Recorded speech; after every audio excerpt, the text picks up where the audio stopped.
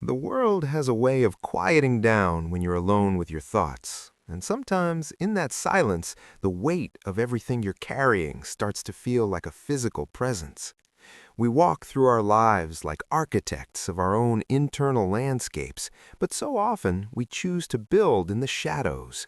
You know that feeling, the one where you wake up and the first thought isn't about the light coming through the curtains, but about the mountain of what-ifs waiting for you at the edge of the bed? It's a heavy way to live, carrying the belief that the world is a series of obstacles designed to test your breaking point.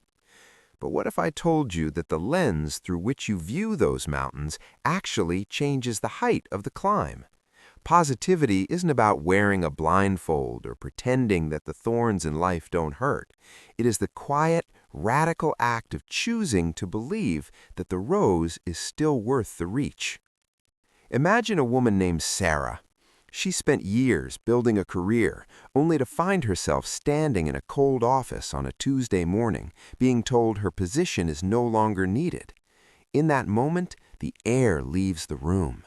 The psychological term for this is catastrophizing, the mind's tendency to take a single thread of misfortune and weave an entire tapestry of ruin. Sarah's mind tells her she is a failure, that she will never find work again, that her value has evaporated with her paycheck. This is the gravity of negative bias, an evolutionary leftover designed to keep us scanning for predators, but in the modern world, it often turns us into the predator of our own peace. Yet the power of positivity isn't a magic wand that gives Sarah her job back. Instead, it is the shift in internal dialogue that says, this is an ending, yes, but endings are the only way we ever find a new beginning.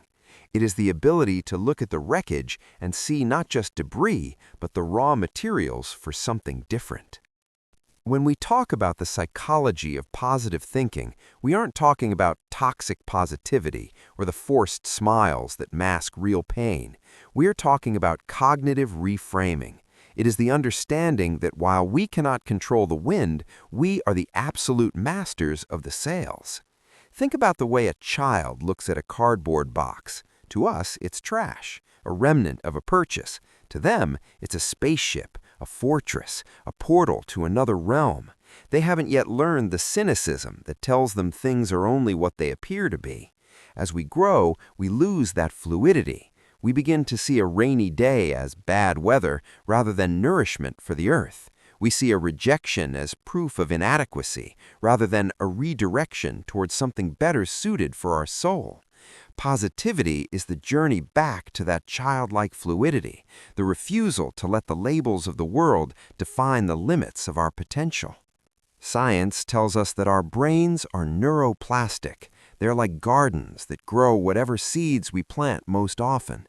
If you spend your days dwelling on your flaws, on the ways you've been wronged, or on the certainty of future failure, you're effectively watering the weeds. You are strengthening the neural pathways of despair. But the moment you consciously pivot, the moment you find one small thing to be grateful for, even if it's just the warmth of a mug between your palms, you begin to carve a new path. It's like a stream of water slowly wearing away at a stone. At first, it seems to make no difference, but over time, the very geography of the rock changes. This is the quiet power of a positive mind. It doesn't change the world outside, but it changes the person experiencing it. And eventually, that person becomes someone who can move the world. Think of a time when you felt completely seen and understood by someone. Perhaps it was a moment of deep vulnerability where you admitted you were struggling, and instead of judgment, you received a hand on your shoulder.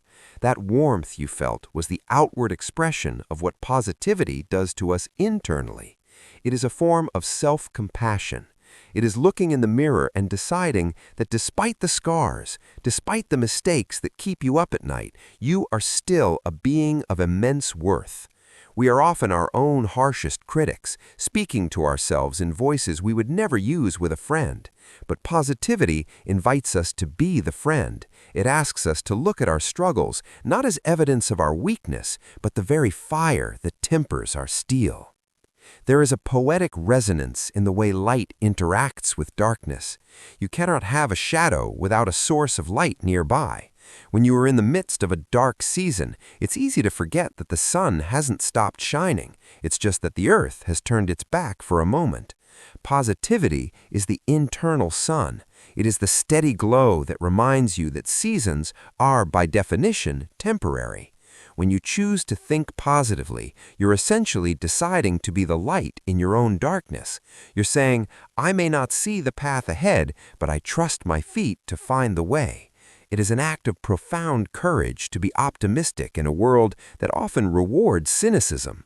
It is easy to be a critic. It is hard to be a believer. But the believers are the ones who build the cathedrals, who write the symphonies, and who find the strength to get back up one more time than they were knocked down. Consider the simple act of a seed buried in the dirt. From the seed's perspective, it is a time of total darkness. It is being crushed by the weight of the earth, surrounded by cold and damp. If the seed had a human mind, it might think it was being buried to die. But in reality, it's being planted to grow. It is in that dark, heavy place that the shell finally breaks and the first green shoot begins its long, determined journey toward a sun it hasn't even seen yet. That is what your challenges are. They're not burials, they're plantings. The pressure you feel is not there to break you, but to crack the shell of who you used to be, so that who you are meant to become can finally emerge.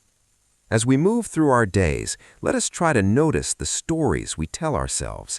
Listen to the narrator in your head. Is he a judge or is he a guide? If you find yourself lost in the thicket of negativity, take a breath. Remind yourself that your thoughts are not facts. They are just shadows passing across the wall of your mind. You have the power to turn on the light. You have the power to look at your life with all its messy, complicated, beautiful imperfections and say, this is enough. I am enough, and there is still so much good left to find. So, as you step back into the rhythm of your life, I want you to carry this thought with you like a small, smooth stone in your pocket. You don't need to change everything today. You don't need to be perfectly happy or relentlessly cheerful. You just need to be willing to look for the light, even if it's only a flicker, because that flicker is the beginning of a flame, and that flame is what will guide you home to yourself. You are far more resilient than you know, and the world is waiting to see what you will build with the light you found. Take a moment now to just exist, to feel the rise and fall of your chest, and to realize that as long as there is breath, there is the possibility of a new story. Believe in that possibility. It is the most powerful thing you own.